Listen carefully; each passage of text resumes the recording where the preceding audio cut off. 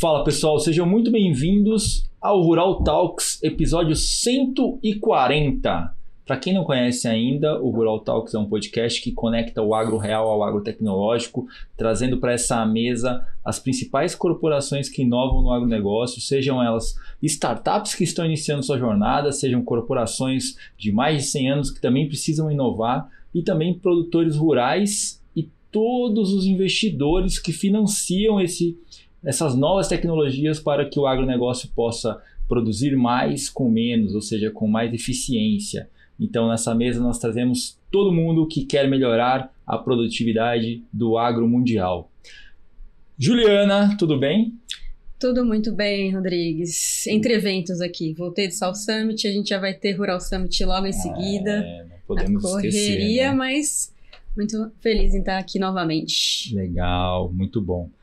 Gente, como a gente sempre fala aqui, a gente vai fazer o comercial do bem, que é com o Hospital do Amor de Barretos, na campanha O Agro contra o Câncer, onde nós ajudamos a propagar essa campanha que ajuda pessoas no momento de dificuldade, ou seja, para tratar uma doença que a gente conhece, que não é fácil, e esse hospital trata essas pessoas de uma forma muito humanizada, totalmente gratuito. Então, se você tiver interesse de participar dessa campanha, tem um QR Code na tela para que vocês possam doar e ajudar o Hospital do Amor de Barretos na campanha O Agro contra o Câncer. Contamos com vocês para que a gente possa ajudar essas pessoas, inclusive faz um trabalho maravilhoso. Vocês podem acompanhar na internet, aí nas redes sociais, e também o meu amigo Rubiquinho, né? Pessoal, voltando aqui então, como a Juliana comentou, dia 29 de abril de 2025 acontece o Rural Summit AgTech Innovation com vários patrocinadores, né, Juliana? Você sabe dizer quantos patrocinadores tem esse ano? Nossa, não. Confesso que não. Só de startups nós temos 13. 13 startups expositoras, né? 13 startups expositoras, fora todas as outras que participam no evento, totalizando mais de 60. Muito legal. Ano passado foi 60, esse ano a gente já está calculando mais porque as inscrições estão muito aceleradas e quase acabando, inclusive, né? Legal. Então, pessoal, nós estamos com as inscrições abertas. Da mesma forma que você pode se inscrever gratuitamente, você também pode se inscrever doando R$100, que é o valor de ingresso, para o Hospital do Amor, para essa campanha que eu acabei de citar. Se você quer ter conexão, conhecimento e relacionamento realmente com quem está colocando tecnologia no agronegócio, quem está implementando tecnologia no agronegócio, você precisa estar nesse evento, no dia 29 de abril, lá em Ribeirão Preto, com a gente no Dabi Business Park, o evento que vai reunir toda a cadeia dos produtores, agroindústrias e tecnologia do agronegócio. Conto com vocês lá, nós temos grandes patrocinadores, pessoas que estão apostando muito nesse evento, e com certeza nós vamos entregar da mesma forma que foi entregue o ano passado. É isso, né, Juliana? Acho que agora... Até melhor, né? Vamos entregar ainda melhor. Não, sempre melhor, né? Não tem jeito, não tem jeito de olhar para trás, né? A gente sempre tem que olhar para frente, né? Esse ano aqui a gente tem muitas novidades, inclusive o Prêmio AgriMatching, que é uma novidade que a Juliana que inventou aí, né, Ju? Ah, com certeza. Melhor do que ter as startups participando, a gente ter um reconhecimento para elas, né? A gente viu aí, até voltando do South Summit, a 1,5 grau, ganhando 2 premiações, a alegria ali do Rogério, é muito bom ver empreendedores sendo reconhecidos, porque a gente sabe o quão difícil que é o dia a dia, né? Sem dúvida. Bom, voltando para a mesa agora para iniciar aqui, nós importamos um brasileiro dos Estados Unidos. Ou trouxemos um brasileiro dos Estados Unidos. E olha que o dólar tá caro, hein? Para ele tá fácil, né? Pra gente que tá difícil, né? Para ele tá fácil. João Rebeck, CEO e fundador da Ag4Up. Cara, obrigado por estar aqui com a gente, por ter aberto esse espaço na sua agenda para a gente poder conversar um pouquinho sobre o que você está vendo nos Estados Unidos, principalmente, movimento de tecnologia, do agronegócio tecnológico, com certeza, e também entender um pouquinho da sua visão perante o que está rolando com esse tarifaço, né? Vamos entender um pouquinho mais, mas eu costumo perguntar aqui antes, João, antes da gente entrar nesses quesitos menores, eu quero conhecer sua história. De onde você veio? Como que você foi parar nos Estados Unidos? Onde você já rodou? Conta tudo, cara, pra gente saber, porque tem muita gente que acha que só lá em cima, que quem tá lá em cima que sobe, né? Sobe mais, né? É verdade, né? Então eu acho que é sempre importante a gente mostrar a trajetória das pessoas que têm garra, que trabalham, né? Que a gente estava falando já à tarde, né? É isso aí. e que tem e tem a oportunidade para que todo mundo possa conquistar, né? Então acho que é legal a gente entender esse mais de 30 anos de experiência no agronegócio que você tem aí, passando por grandes empresas, John Deere, CNH, Valmont e até a fundação da Ag4Up. Não, perfeito. Primeiramente, agradeço você, Rodrigo, Juliana, agradeço a oportunidade de falar um pouquinho aqui, um prazer, uma honra. E falar um pouquinho da minha carreira, eu vou começar a falar de Porto Alegre, né? Eu acho interessante a tua pergunta, porque eu trabalhei minha vida toda no mundo corporativo e decidi empreender há 2 anos atrás, mais ou menos 2 anos, né? E comecei assim, por coincidência do destino, porque eu fazia a escola técnica da URGS, né? Eu fazia de noite, trabalhava o dia inteiro, e por uma coincidência, o escritório da SLC John Deere era em frente à escola técnica da URGS. Não é mais hoje, na Bernardo Pires. E lá seria um lugar perfeito para mim trabalhar, porque eu, né, só atravessava a rua e ia para o colégio de noite, né? E abriu vaga, eu me inscrevi e deu certo. Assim, a partir dali, não saí do agro. Então, eu tinha 16 anos quando comecei. E comecei como estagiário, lá fiquei 11 anos na John Deere. Aí, nesses 11 anos da John Deere, foram 7 no banco John Deere, né? Que eu passei por várias áreas. E aí, da John Deere, eu fui para Case New Holland. Aí, fui para Curitiba, fiquei quase 5 anos lá. Tenho uma relação profunda com Curitiba, conheci minha esposa, casei lá. Casou lá. Minha primeira filha, Giovana, é curitibana. Então, eu, apesar de ser de Porto Alegre, tenho esse laço com Curitiba que é forte, né? E de lá, fui para Uberaba, trabalhando na Valmont. Fui presidente da Valmont Brasil. Aí lá nasceu minha segunda filha, Mariana. Então tenho a minha mineira também. Sempre quando conheço alguém de Minas, eu falo, eu tenho a minha própria mineira. Né? E aí de lá fiquei 4 anos. E aí o meu chefe, na época, aposentou nos Estados Unidos e me convidaram para assumir o lugar dele. Fui para os Estados Unidos na Valmont, né? Como executivo. Cuidava da região Latinoamérica. Depois cuidei de uma operação de solar. E os últimos ano e pouco, ali na minha carreira de executivo, eu cuidava de M&A. Que eu comentei contigo. E nos últimos 2 anos ali eu estava com a ideia de empreender, acabei saindo e montando a Ag4Up. Né? Então, assim, um pouquinho da trajetória. Então, nesse total vai dar os quase 30 anos de agronegócio aí. E uma carreira inicialmente no mundo corporativo, né? Subindo dentro da John Deere, foram vários postos, né? Dentro da New Holland. Então, assim, houve uma progressão, mas eu sempre tive aquilo na minha cabeça. Cara, eu vou empreender um dia. Eu sempre quis empreender na área de consultoria. E acabou dando certo, montamos a Ag4Up nos Estados Unidos e aqui. Então, hoje estamos com 2 unidades, uma aqui e lá, e ajudando empresas e capital a serem alocados de maneira correta no agronegócio. Porra, muito legal. Parabéns pela trajetória. E você está nos Estados Unidos desde 2017, então, aproximadamente, é isso? Desde 2017, né? Eu estou em Omaha, moro em Omaha, Nebraska. Vizinho do Buffett, né? Vizinho do Buffett. Toda vez que vai um amigo lá visitar a gente... Passa na casa. E aí é engraçado, né? Nós temos um amigo comum aí, o Thiago Dassuno, né? Sim. Ele foi lá, pediu para levar, passei ele, vou descer para tirar uma foto. Aí ele saiu, tirou uma foto, foi o que bastou, né? Os caras saíram, saí daqui. Já. Aí toda vez que eu passo com o meu carro, lá acho que tem a placa no sistema, já começa, daí eu já não posso mais, quando alguém vai lá, eu passar em frente à casa dele, né? Mas é uma rota lá. Legal, muito bom. E como essa experiência internacional sua influencia na sua visão de negócio sobre o Brasil hoje? Porque como você está há muito tempo lá fora já, você tem uma perspectiva, acho que diferente da nossa, que estamos aqui no caldeirão, vamos dizer assim. É legal a gente ter essa perspectiva da sua visão de como que o Brasil está posicionado hoje nesse grande tabuleiro de xadrez, né? Eu diria o seguinte, tem 2 posicionamentos. O primeiro das empresas que já investem aqui há muitos anos, né? Então você tem uma John Deere, uma Key, você tem empresas que já estão há muitos anos, muitas décadas investindo aqui no Brasil no agronegócio. Então essas empresas, elas estão bem, digamos assim, investidas, elas trabalham bem a Operação Brasil. Porém, há um universo muito grande, principalmente na parte financeira, instituições financeiras, que ainda o Brasil é desconhecido. Eles sabem da importância, da relevância, todo mundo sabe, é só googar o que o Brasil produz, né? Mas ainda existe um receio, né, em alocação de capital no Brasil. Isso vem mudando, tá? Então você pega, por exemplo, startups lá, a gente trabalha muito com clientes que investem em startups para a gente ajudar a montar o caminho das startups de lá. Soft lane para cá. Exato. E tem muito, você vê muito, todas têm o Brasil no radar. Mas o Brasil ainda é aquele lugar lá no sul que fala português, está muito distante, e vamos ver o que dá certo, né? Mas eu acho que hoje, o que eu vejo assim, hoje está claro para muitas corporações, e principalmente áreas de investimento, que o Brasil tem que fazer parte do radar estratégico, do roadmap.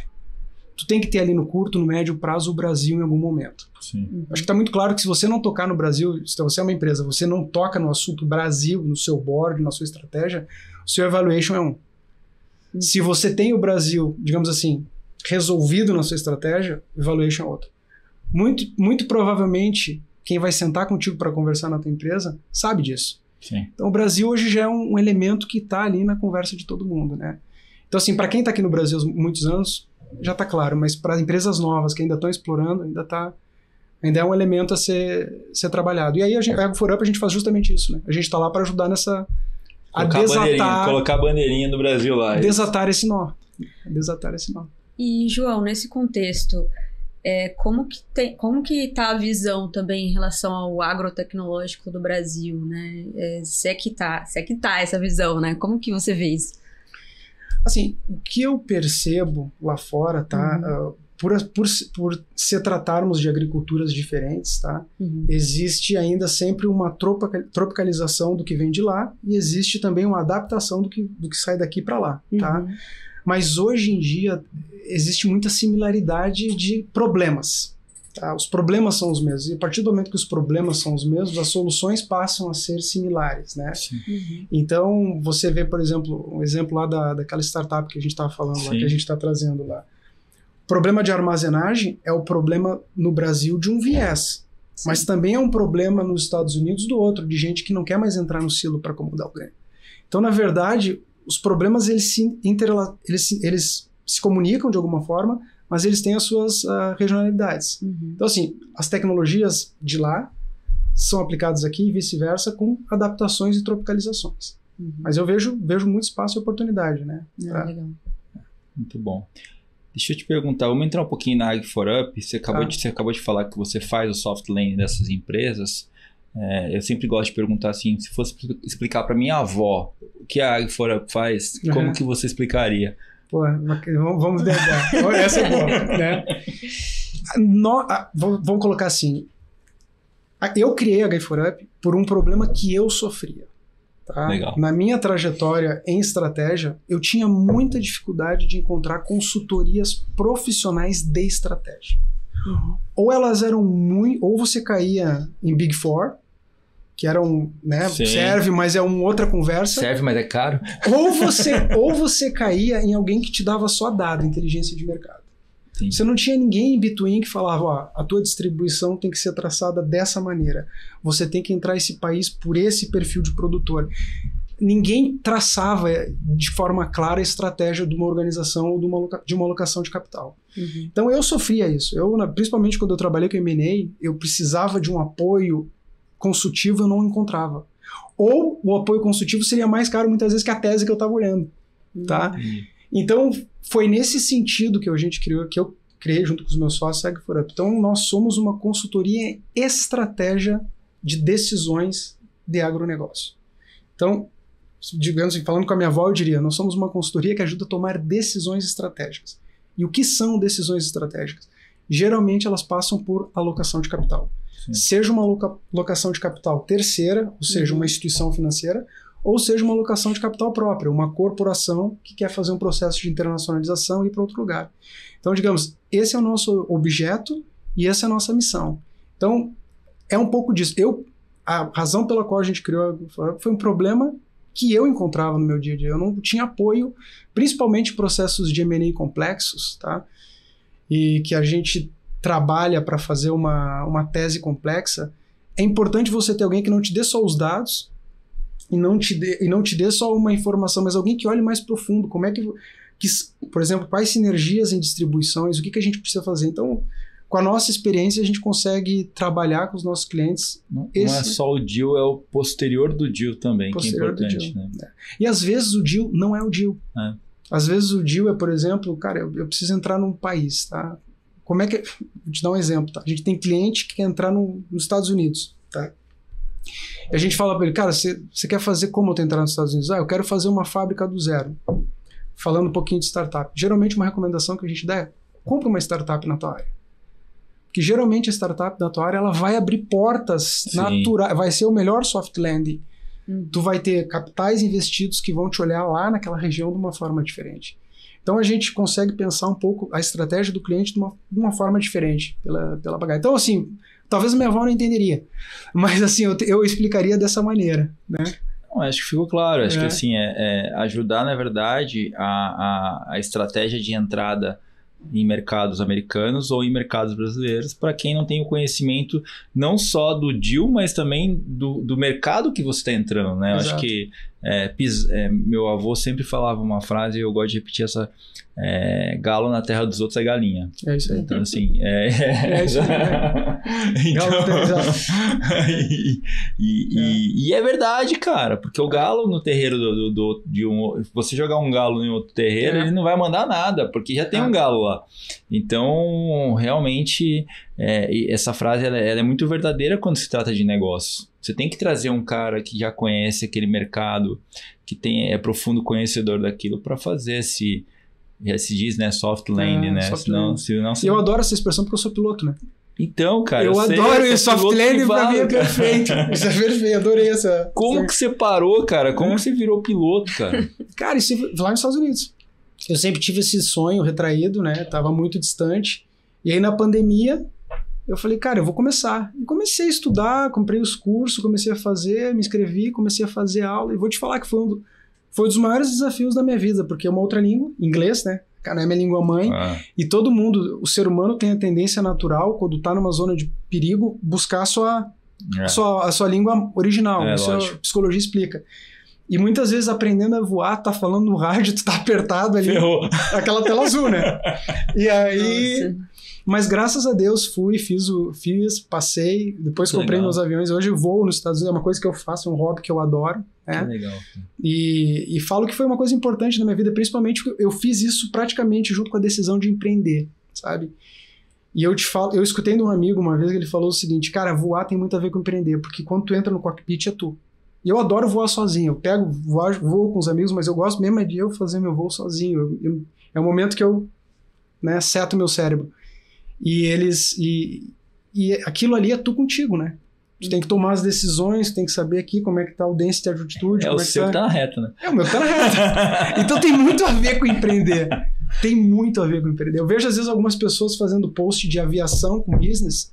Tem tudo a ver. Eu curto todos que passam na minha frente. Tem tudo a ver. Na verdade, tem até uma frase que diz que empreender é você voar enquanto você constrói o avião, né? Exatamente isso, né? Tu tá voando, construindo avião. Eu acho que as metáforas todas de aviação e business são verdadeiras, né? Sim. E é uma paixão, né? Um hobby, paixão. Esse ano eu não consegui voar muito porque eu tô trabalhando bastante, mas tudo bem. Coisa boa, né? Coisa boa. Assim. Importante, né? Pagar as contas, né? Tem que pagar. Por isso você tá aqui no Brasil, pô. Você veio fazer negócio, cara. João, você comentou, né, contando sua trajetória, todo esse seu momento, né, de crescimento a ponto de liderar uma empresa a nível nacional, depois internacional Latam, depois de mudar para outro país. E a gente vê que tem algumas, né, inclusive no nosso mundo aqui de startups, tem algumas que estão nesse caminho também. Quais desafios aí que você enfrentou e até que conselho você daria? Porque imagino que é um grande desafio, né? Ter tamanha responsabilidade cada vez maior em regiões tão diferentes, né? Com tantas culturas, burocracias, leis. Conta um pouquinho. Sim. Ir para os Estados Unidos, né, envolve um processo migratório que a pessoa tem que passar, mas assim, as pessoas têm uma tendência de achar que é muito complicado. Não é.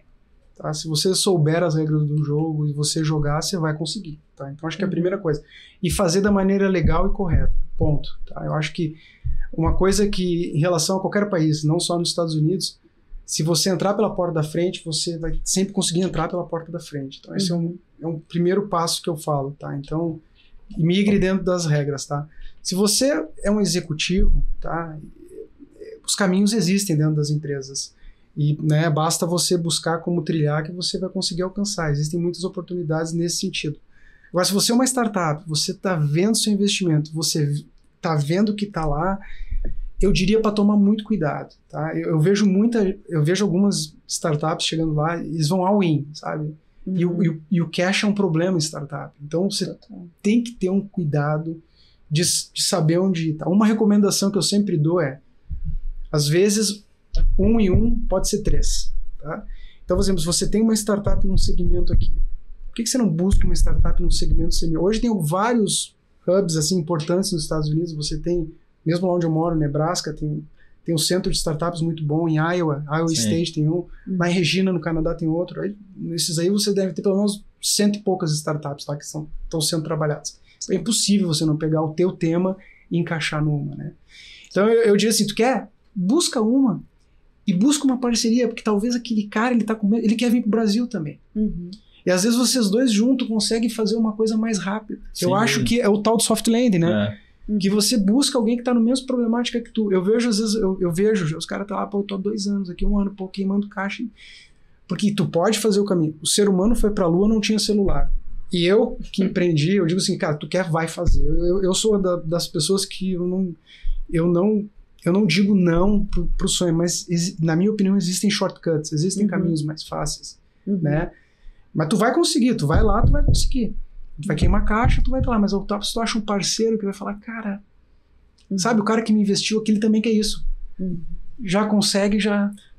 mas acho que é aí que entra a Ag4Up, porque existe uma barreira de língua, né, primeiro, né, a barreira do idioma, mas existe também a barreira do cara pensar nos Estados Unidos. O que a gente fala aqui no Brasil, quando a gente olha as startups, é que as startups olham um addressable market no Brasil tão grande que eles não priorizam, não olham para os Estados Unidos.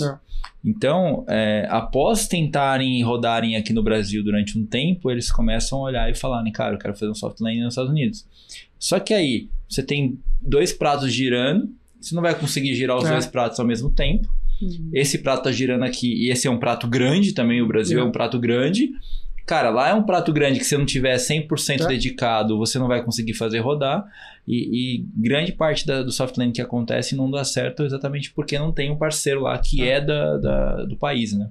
Eu concordo 100%. E às vezes tu acha uma startup que tá com o mesmo problema, se você fizer uma parceria, cara, resolve o problema dos dois. E você tá lá e aqui. Exatamente. Então, assim, eu acho que talvez eu concordo 100%, né? O foco, você falou hoje, né? A abstração. Eu acabei de falar na reunião outra. Eu levei na reunião, eu tava na outra reunião, aprendi um negócio agora. Pode perguntar pro Fábio. Aprendi uma coisa agora. Exatamente isso. Cara. Exatamente o que eu falei pra ele, gente. Pessoal, foco não é onde você coloca sua atenção. Foco é você abstrair o que não importa. Tipo, é isso que é grande importante, porque se você focar no negócio, vai ter um monte de abstrações. O importante é você ignorar o que não te interessa, né? Acho que esse é um grande ponto. E outra coisa que eu aprendi ontem, que eu falei, que a gente falou hoje, que é muito importante, é que você estava falando de regulamentação, né? As leis foram feitas pelos homens, né? Então sempre tem um jeito de você fazer de uma forma mais simples ou mais rápida, né? Então, acho que esse também é um ponto importante. Mas, cara, eu queria entender, além dessas integrações que você faz de soft landing, das startups, como que a Ag4Up interage com tecnologia hoje nos Estados Unidos? Como que você se relaciona com essa tecnologia lá? E acho que o mais importante é como que você consegue ter base de comparação com as tecnologias que estão nascendo no Brasil. Bom, na Ag4Up nós somos sponsors em Nebraska, lá no Combine Engine de Nebraska, que é um hub de startups, como... Então nós somos Cubo, como InovaBrá. Então, por exemplo, todo ano, agora em julho, nós apresentamos para todos os incubados lá o que é o Brasil, falamos para eles. Então, é um patrocínio que nós estamos no nosso 2º ano fazendo justamente por isso, né? Então, esse é um exemplo. Esse ano nós estaremos em Regina, também no Canadá, numa outra incubadora lá que nós fomos convidados também para estarmos junto com as startups, com os jovens lá.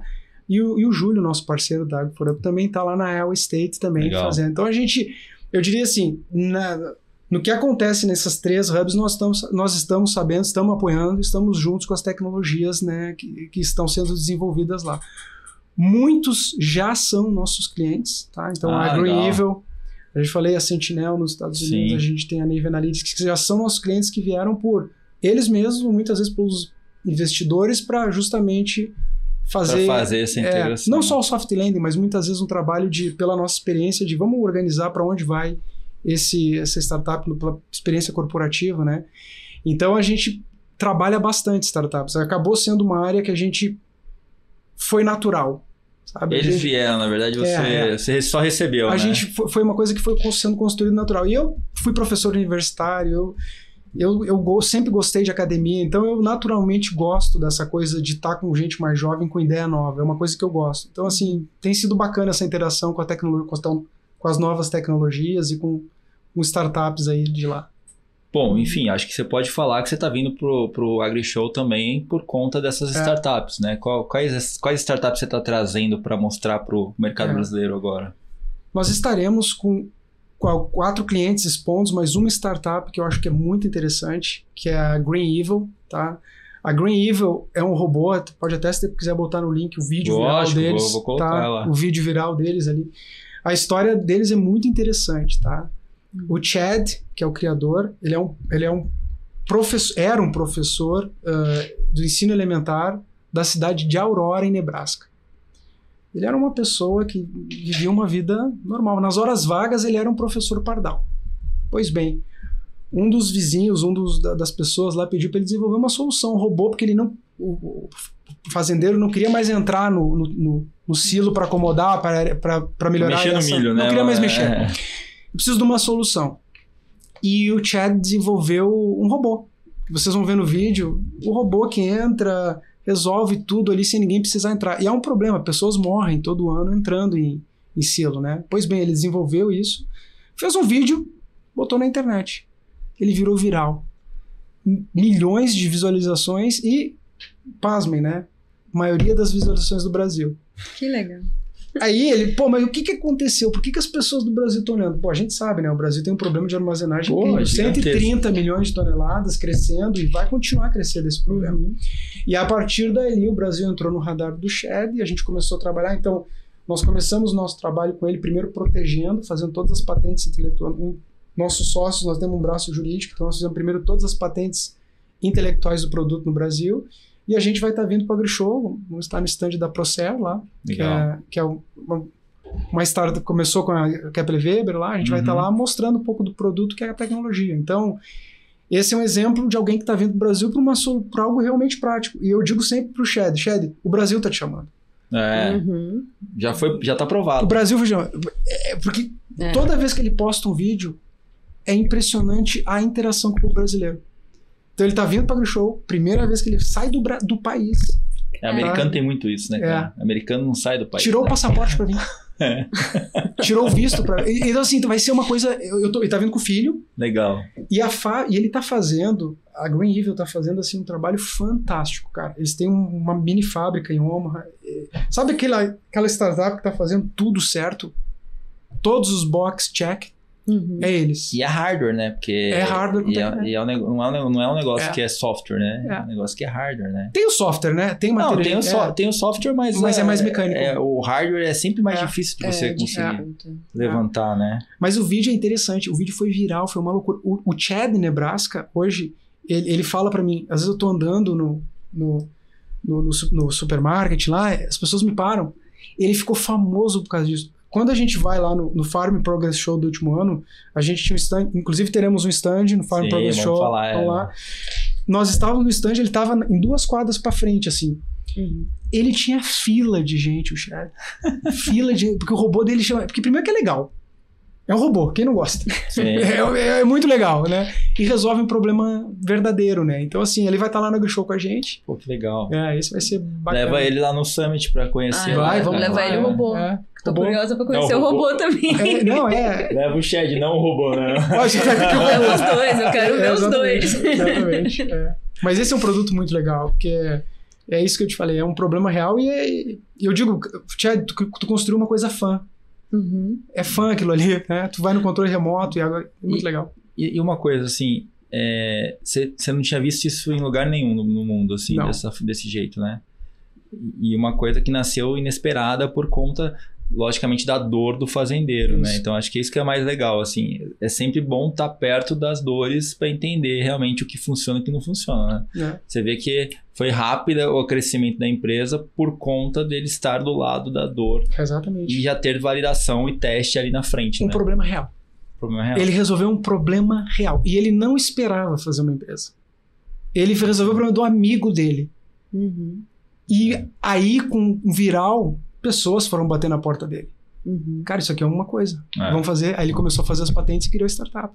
Se tu senta, ele vai estar, vocês vão falar com ele, ele vai falar, cara, minha vida mudou. Nossa. Sabe aquele cara que a vida mudou? Ele saiu de um professor universitário para hoje um cara que lida com... E tem... Eu já te falei, ele conseguiu fazer raise fund muito fácil. Sim. Porque ele realmente... Só os produtores ali que vão fazer, ele né? conseguiu muito fácil. Então, interessante mesmo. Resolver um problema real. Independente se é um hardware. Sim. É um problema real. Né? Um problema efetivo. E você vê muita diferença entre o ecossistema de tecnologia do agro americano e o tecnologia brasileiro? Não as startups, mas como o ecossistema lida com as startups. Você consegue enxergar muita diferença? Cara, eu vou te falar uma coisa assim. Nos Estados Unidos, as startups, elas têm que estar muito próximas das universidades. Entendi. Tá? Por quê? As universidades lá têm muito dinheiro de pesquisa. Tem fundações, tem... Então, assim, se você é uma startup lá, é importante tu estar nesse ecossistema universitário. Aqui também não me entenda errado. Sim. Mas lá pode ser a diferença, tá? Por exemplo, você pega na Iowa State University, tá? Lá, se você vê a quantidade de dinheiro que a John Deere põe lá em teste, se você não estiver entendendo o que está acontecendo ali, vai ser muito difícil tu acoplar uma tecnologia porque já tem gente grande investindo dinheiro em pesquisa. Mesma coisa, tu quer trabalhar com irrigação de pivô central. Cara, Nebraska University, tu tem que estar lá. Fundação Robert Doherty, tu tem que estar por ali. Aqueles caras gastam muito em pesquisa. Então, às vezes, tu vai estar ali naquele ecossistema que tu vai conseguir fazer alguma coisa.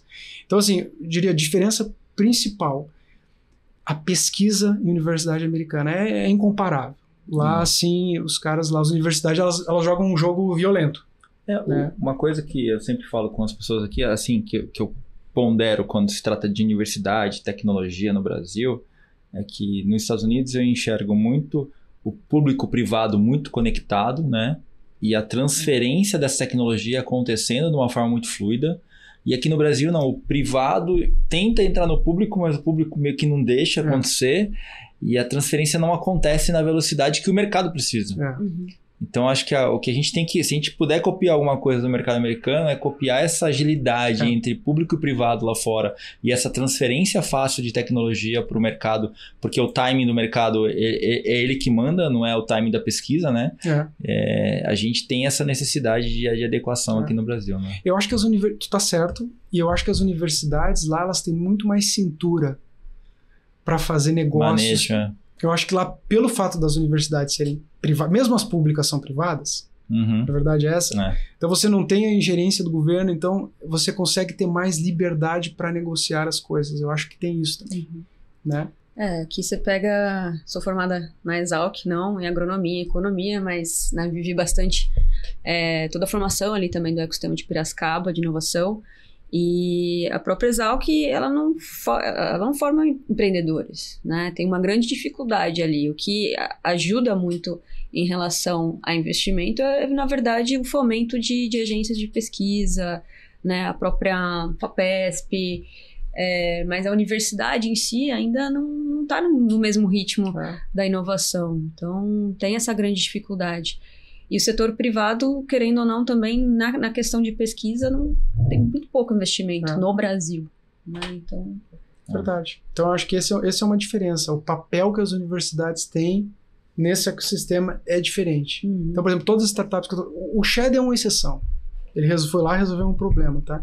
Mas todas as outras que a gente está falando, elas têm alguma coisa que elas estão lá naquele ecossistema, né? E não só pelo aspecto financiado, elas estão vivendo grandes fundos tentando resolver um problema. Então, quando você está vivendo aquela, né, é natural que você consiga pegar um subproblema e trabalhar através de uma ideia de startup. Você vê que muitas startups do agro americanas que estão escalando, né, começaram com fundadores que eram professores, PhDs. Então isso é bem interessante. Não tão diferente no Brasil, mas acho que aqui a dificuldade desse professor PhD de depois virar, né, para o mercado, ela é muito grande, né, de realmente transformar a tese em um negócio. Você chamou aí o Farm Progress, né? Vamos falar. O que é isso que você está armando com o Júlio lá? Como que vocês estão organizando? Porque a gente tem muitos ouvintes aqui nossos que são startups e que às vezes estão querendo fazer esse soft landing nos Estados Unidos e às vezes não sabem como começar, né? Ali pode ser um início, né? Que acontece dia 26 a 28 de agosto, né? Em Decatur, né? Decatur, Decatur, em Illinois. O que vocês estão organizando ali para a gente entender um pouquinho? Então, vou falar do ano passado. Ano passado, o Júlio ganhou o terreno e a gente, vamos fazer alguma coisa, vamos fazer nosso dividido. Vou deixar claro que Júlio Bravo, um abraço. Júlio Bravo, da AgroBravo. Esse é nosso parceiro. Tá lá nos Estados Unidos. Tá lá em Iowa, lá em Iowa, Des Moines. E aí, nós montamos uma estrutura meio que aos 45 do segundo tempo. Tá? Ou seja, o que foi a estrutura? Botar uma lona, umas cadeiras e botamos lá o stand da AgroBravo, Ag4Up e tinha outro parceiro da Agriinvest, os três. Legal. Tá? E para nossa surpresa... Agriinvest é Curitiba, né? E para nossa surpresa foi assim, massivamente busy o stand, porque, cara, a quantidade... E aqui a gente pode até falar de um outro aspecto, né? O Farm Progress Show se tornou o lugar que os brasileiros vão para ver tecnologia. Então é uma feira que se abrasileirou. Só que existe um outro viés aqui que é importante a gente entender, que é o seguinte: há 40 anos atrás, 50 anos atrás, a agricultura americana estava muito na frente da agricultura brasileira. Então o capital estava aqui. Então o capital descia daqui dos Estados Unidos para o Brasil, certo? Só que de uns anos para cá, a agricultura brasileira está muito mais forte. Então estamos gerando mais caixa aqui, correto? Sim. Então, o que tem acontecido em lugares como o Farm Progress Show, você tem brasileiros, empresários brasileiros, indo para investir nos Estados Unidos. E seja comprar terra, empresa, trazer um empreendimento. A gente pode falar Esse ano tinha 7 empresas Farm Progress Show. Sim. Stara já está vendendo plataforma. Então, assim, que legal. A GTS do Assis. Então, assim, tu já tem capital brasileiro, e isso dá um orgulho de ver. Você tem capital brasileiro indo para conquistar a América. E o Farm Progress Show tá virando esse momento. Então a gente percebeu lá no ano passado que tinha e todo dia, no final do dia lá, a turma se encontrava no nosso stand, bater papo, fazer negócio. Então esse ano a gente decidiu ir com uma estrutura melhor. Então a gente vai realmente com um stand melhor. Nossa ideia é ter todo dia lá algum evento, uma palestra sobre mercado americano para quem estiver lá. Então todo mundo vai estar convidado. Chegando mais próximo nós vamos ter mais informação, mas a ideia é que nós tenhamos algo mais estruturado para esse... Porque realmente esse fluxo de capital está acontecendo. Legal. E a turma gosta de ver o que está acontecendo ali pelo Farm Progress Show. Então, por exemplo, vou dar um exemplo do Assis lá, da GTS. Ele comprou um terreno lá do lado da onde era a AgriShow da Farm Progress do ano passado. Então, ele botou lá uma bandeira de onde vai ser a fábrica dele. Então, para te ter uma ideia de como está se movimentando isso aí. Então, eu fico orgulhoso, né, de ver que a gente agora está no movimento inverso, né?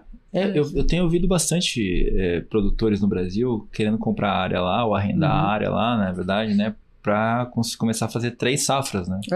3 safras. Eles começam a tirar o risco, né? O risco de safra aqui do Brasil, fazendo 3 safras. Então faz soja lá, soja e milho aqui, o cara consegue. E não é uma ideia ruim. Não é ruim. Rodrigues, não é uma ideia ruim. Não é ruim, não. E vou te falar por que não é uma ideia ruim. Não só pelo trabalho, tá? Mas assim, você viver um modelo rural americano para um produtor experiente aqui brasileiro é interessante. Você viver aquele tipo da comunidade é outro modelo, né? Você pode... E para alguns fazendeiros do Mato Grosso, aquilo ali é um sítio, né? É um sítio, mas tu vai operar a tua máquina, tu vai operar a tua colheitadeira, sabe? É diferente. É bem interessante esse modelo. É legal. Acho que é válido para alguns estágios de vida de alguns produtores aqui. É muito bom. Internacionalização de fazendas. É legal. É muito legal. É legal. Eu acho que... E a gente tem visto isso. As pessoas vão lá, como é que eu como uma fazenda aqui? Então tem gente que está se aventurando nisso aí.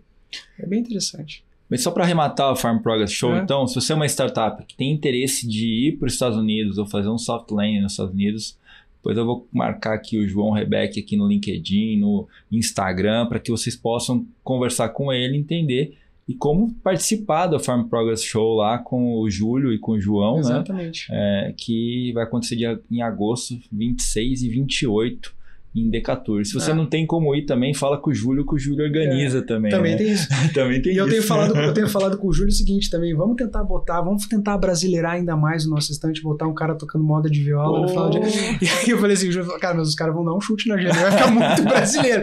O ano passado a gente tinha uma bandeira do Brasil e dos Estados Unidos, assim, no stand. Vou botar um cara com moda de viola todo dia? Não, bota uma bandeira maior, né? Vamos alugar um guindaste e subir a bandeira do Brasil. Mas a gente lá. tem que ter cuidado com o negócio. Eu sempre sou da prática, o produtor americano raiz, ele ainda vê o brasileiro como competidor. E a gente tem muito mais similaridades, na minha opinião. Nós temos muito mais semelhanças do que diferenças. Sim. Então, assim, eu sempre tento trazer isso aí pra eles, assim, porque às vezes até tirar o lado de piada, de cara, na verdade a gente junto alimenta o mundo e não tem pra ninguém. Sem dúvida. Então, assim, é muito mais junção do que, né? Então, botar uma bandeirinha Brasil menor. Que o americano ele é competitivo, né? Então é natural dele, né? Ele não vai conseguir olhar pra você e falar, cara, a gente vai ser parceiro, né?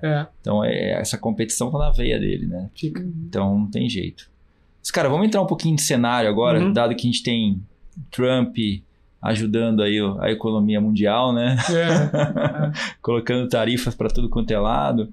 Como que você está enxergando o cenário atual e o Brasil nisso aqui para o agro brasileiro, não só para a tecnologia, para o agro brasileiro? Como que você acha que a gente deveria se comportar perante tudo que está acontecendo, dado que a gente tem muita sorte, né, de algumas coisas que acontecem, mas a sorte só acontece se você agir, né? Se você estiver preparado. Se estiver preparado. Então, e como que você enxerga esse tabuleiro aí agora? Olha, o que nós temos dito para os nossos clientes, a forma como nós estamos enxergando aí o cenário é um pouco... Existe uma escalada nas relações entre China e Estados Unidos, tá? Essa escalada, provavelmente ela vai continuar acontecendo. Pode ter algum ajuste em algum momento, mas ela vai continuar acontecendo por alguns fatores aí geopolíticos que estão por detrás, né? Um deles é a questão de Taiwan. Tá? Então a questão de Taiwan é uma questão hoje que para a China, para o Partido Comunista, né, eles já fizeram declarações lá nas reuniões de partido deles que o território volta para a China até 2027. E fizeram isso sem perguntar para ninguém. Tá? Então quando você tem um Partido Comunista Chinês declarando isso, né, então você aumenta uma tensão global. Sim. O que acontece?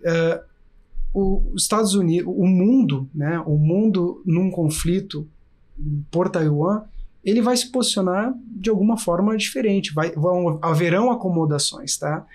E um conflito pelo território de Taiwan, nós teremos que observar como os Estados Unidos, o fato é que os Estados Unidos apoiarão Taiwan de alguma forma, tá? Então, como será esse apoio direto, enfrentando a China, ou indireto, como na Ucrânia, mandando armamento, mas haverá um apoio. Sim. E nesse apoio haverão restrições, embargos comerciais, econômicos. Então tem algumas questões aí na mesa. Por exemplo, a China hoje é a maior reserva de dólar do mundo. Como é que fica isso aí, né? Se ela põe na mesa, para onde vai o dólar americano? Mas o fato é que o Brasil, voltando ao tema, então assim, respondendo a tua pergunta, tudo isso que está acontecendo nos Estados Unidos do tarifaço tem um nome, China. Tá? E existe também uma questão do Trump em relação a quem elegeu ele, que ele prometeu isso. Tá? Mas a China é o target. Tá? E a gente vai viver um mundo com o Trump que vai ter esse cenário conflitivo com a China. Agora vamos falar do Brasil? Bom pra caramba, Brasil. Abençoado. De novo. Tá? Porque se você pega historicamente os momentos que a China comprou mais do Brasil, sempre foi no momento de escalada com o Trump. Então, de novo vai acontecer. Então, de novo, a China vai vir comprar mais do Brasil. E eu vejo uma possibilidade do Brasil também melhorar a balança comercial com os Estados Unidos. Porque quer queira, quer não, o Brasil hoje, com o câmbio atual, o Brasil está barato para o americano. Tá barato. Se você vai para o interior do Brasil e manufatura, você fica muito competitivo. Sim. Então, assim, eu acho que vai haver um arranjo aí positivo para o Brasil. Então, o Brasil é um país abençoado. E nós seremos, né, o Brasil será beneficiado com esse momento de tarifaço, digamos assim. Saiu uma reportagem, acho que na The Economist, fazendo uma análise de todos os países. O Brasil é o mais... Eu não sei se foi na The Economist, eu recebi num link falando que o Brasil seria o mais beneficiado em qualquer cenário. Então, assim, cara, é ótimo para nós, né? É ótimo para nossas startups, para os nossos investimentos, para tudo aqui. E é legal também, você comentou um negócio aí que eu acho que assim, como a gente está muito barato, eu acho que é aquilo que eu acho que eu provoquei no começo. A gente está preparado para transformar nós estamos barato em captura de recurso para transformar o produto commodity em produto industrializado, porque hoje a gente só vende commodity, não tem valor agregado, não gera valor para dentro da economia brasileira, lógico, gera um valor, mas não o valor que nós poderíamos gerar, né? As divisas são menores, mas você acredita que a gente vai conseguir também, a gente tem que estar preparado para isso, mas como que se enxerga esse movimento? Porque a gente, em vez de trazer e vender o milho, vender a soja, por que a gente não vende o frango, não vende o óleo de soja, não produz isso para gerar divisas para dentro do país e gerar emprego, estrutura, consequentemente educação e assim por diante? Eu sou bem esperançoso, tá? E vou tirando o lado político aqui, vamos analisar tecnicamente. Sim. Tá? Reforma tributária. Dependente, bom, ruim, mas vamos analisar. O que a reforma tributária vai fazer com o Brasil? Ela vai mudar a matriz tributária de serviço, aliás, de indústria para serviço. Sim. Então isso vai ser uma oportunidade gigantesca para o Brasil. Então, falando em cadeias de verticalização de commodities, que é uma indústria, tá? É um oceano azul impressionante. Então, qualquer investidor hoje, a nível global, que olhe o Brasil, entenda que está vindo uma reforma tributária que vai beneficiar a indústria e vai penalizar o serviço. Então, no meu caso, por exemplo, a Agfora Brasil, nós vamos ter que subir o preço, porque vai ser penalizada. Mas é bom. A indústria vai ser beneficiada. Então, a gente vai viver esse momento. Então, assim, eu diria que num cenário de 2035, a gente vai ver muita coisa acontecendo nesse sentido, porque quem está olhando capital lá fora está fazendo conta. Sim. Então, hoje você vai ter um Brasil que, em termos de investimento, é 1 por 6, pode chegar a 1 por 7, 1 por 8 no futuro. Então, é barato, e você vai deixar menos dinheiro no sócio estatal, que é o imposto. Sim. Então, acaba ficando muito oportuno para essas cadeias. Então, assim, eu sou muito esperançoso. Eu acho que esses próximos anos conflitivos aí com a China, eles vão acomodar alguma coisa, mas eu acho que de agora e essa transição, claro que a reforma tributária vai gerar muita dor de barriga. Mas quando a gente olha lá no túnel, lá no final, a gente olha, puxa vida, nós vamos ter um país que vai incentivar a indústria. Pô, isso é bonito para a cadeia de agronegócio que precisa se expandir. Sim. Então, tu imagina a oportunidade. Mas isso olhando para dentro, né? Mas olhando para fora, com o aumento do protecionismo, né? Que sempre barrou a nossa... que a gente agregasse valor industrializando os produtos.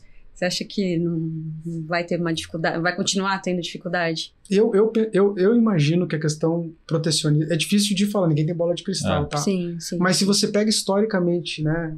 Você é economista, né? Historicamente, sempre que você faz isso, não dá certo. Sim. Você perde inovação, você perde eficiência e não funciona. Eu vejo o exemplo do Brasil, que era protecionista em carro, o que aconteceu? Lembra?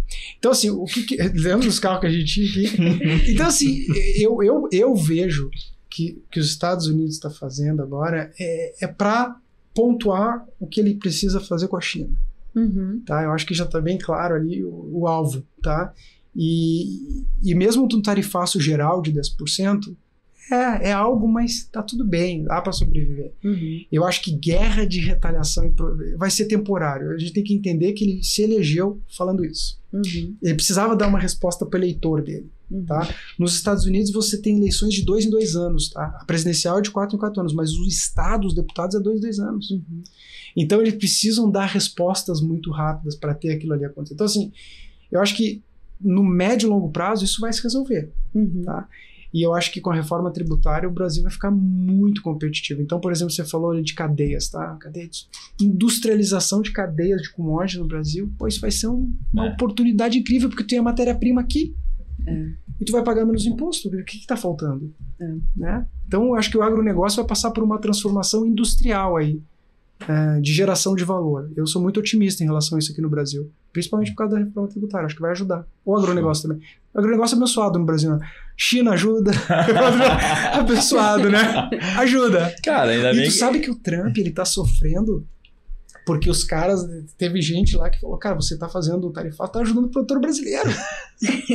teve gente que se deu conta, mas o produtor rural americano aqui, que é o que tá precisando, tu vai ficar ruim pra nós. Que você tira a mão de obra, coloca um monte de tarifa. Então, mas se a gente pensar a diferença do mercado americano pro mercado brasileiro, quanto que é o PIB do agro americano? Quanto que ele interfere? Cara, eu não tenho o número de cabeça, mas eu posso buscar, mas é algo... Não é os 25%, não é grande, é pequeno. Não. É isso que eu fiz a comparação outro dia. Tipo, a gente tem 25% do PIB nacional aqui. A gente é relevante, Lá, pelo que eu me lembro, não chegava a 5%. Não chegava a 5%. Então, para ele fala assim, cara, eu vou tirar 5% do tech e vou passar 5% para vocês ficam quietos aí, que eu tô mexendo aqui. É muito mais importante eu atirar do lado de cá na China do que eu me preocupar com o Brasil.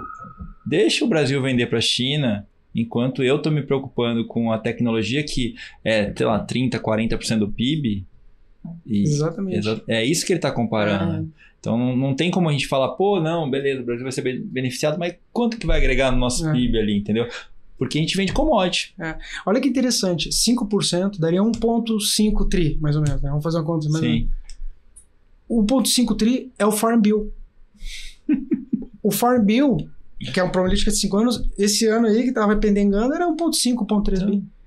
É isso, ele vai tirar do bolso e vai falar, cara, tá aqui, ó, o que você precisa aí? Você quer um tri?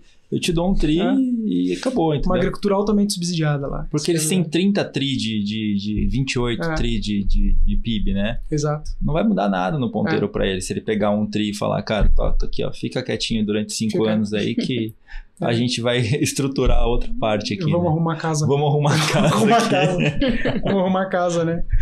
O João... Mas tá sendo muito divertido morar lá nesse momento. Imagina. Tá sendo muito divertido ver Fox, CNN, tá sendo bem divertido. Eu te falo que é uma comédia. Eu acho que não é muito diferente daqui. É que eu não assisto TV aqui. Mas eu vejo, quando eu tô fazendo academia, eu fico vendo, cara, que doideira isso aqui. Né? Cara, João, a gente tá chegando ao final, não sei se a Ju tem alguma pergunta, eu tenho mais 2 aqui, Ju, você tem mais alguma coisa que te veio à mente agora? Não, acho que seria legal você deixar algum recado aí, final para as startups, para os empreendedores, para os brasileiros que estão aqui olhando o mundo afora. Acho que seria interessante você mandar um recado final. Cara, meu recado é, vocês estão no lugar certo. É o Brasil, é o lugar certo, na hora certa, no momento certo. Continuem acreditando, os empreendedores principalmente, né? Persistência, continuem que vocês vão suceder. Tá? E eu concordo com o que você falou do prato, né? Foca nesse prato aqui que ele é muito bom. Quer ir lá? Veja uma oportunidade. Sim. Veja uma oportunidade de achar alguém. Aluga um cara que vai ficar rodando seu prato lá. Foca aqui, porque aqui acho que tá um dinheiro bom ainda para tudo. Né? Interessante. João, você que está há muitos anos no mercado, o que você considera fundamental na condução dos negócios? Que não pode faltar num profissional que você olha? Cara, é uma boa pergunta, tá? Eu acho que o principal fator que eu respeito e que eu considero em qualquer relação, e é um dos princípios da Ag4Up. A gente tem 4 princípios. O último princípio é lealdade. Eu sou uma pessoa que lealdade para mim é tudo. E a lealdade comercial, lealdade com o cliente, ela é diferente no mundo dos negócios, tá? E mesmo quando você lidera uma corporação, você percebe as pessoas que sobem e se destacam são aquelas leais. Leais aos seus, aos outros. Lealdade. O que fala, né? Lealdade. Eu acho que se você... Para mim é lealdade. Tanto que quando a gente estava construindo os princípios da Ag4Up, lá eu fiz questão, lealdade. Legal. Esse é um princípio. Muito bom. Bom, já deixou o recado para os empreendedores. Que livro que você indica aí para quem tá nos escutando hoje? Livro? Eu vou falar de um livro... Deixa eu pensar num livro que eu li recentemente aqui que vai ser interessante para a moçada. Meditações de Marco Aurélio. Pô, já li. Esse eu li recentemente numa viagem para a Austrália. Me fez muito bem. É bom, já li. Meditações de Marco Aurélio. Na verdade eu ouvi, não li. Podem ler. Eu ouvi ele, muito bom. Leiam, entendam ou seu dinheiro de volta. Meditações de Marco Aurélio. Agora eu fiquei curiosa. João, muito obrigado por participar Valeu. do podcast, cara, por contar um pouco da sua história. Parabéns pela sua trajetória, parabéns pelo que está construindo nos Estados Unidos, acho que é super legal. Ver um empreendedor brasileiro construindo algo lá fora pra gente é super relevante, super importante. A gente tem alguns cases aí, Wesley e tal, os caras... Quem dera, né? Dia, mas né? Tá indo, pô, tá indo. Um dia, quem dera. Mas é isso, a gente vai marcar você em todos os canais da Rural e vamos comunicando. Obrigado você que ficou com a gente aqui até agora. Sigam a gente no Instagram, rural.com.vc, ou também no YouTube, Rural Talks. Compartilhem isso com o seu amigo para que ele possa conhecer um pouco mais sobre o agrotecnológico, que a gente sempre fala aqui, nosso objetivo é conectar o agro real ao agrotecnológico, porque no futuro tudo vai ser agrotecnológico. Fiquem ligados no Rural Talks, nos acompanhem. Se tiver alguma sugestão também de quem que você quer ver nessa mesa aqui, entra ali no LinkedIn, chama a Juliana, me chama lá que a gente vai fazer o máximo para trazer essas pessoas pro jogo. Beleza, gente? Obrigado. Obrigada. Até a próxima. Valeu, Ju. Valeu. Obrigada, João. Obrigado, gente. Prazer. Obrigado, valeu.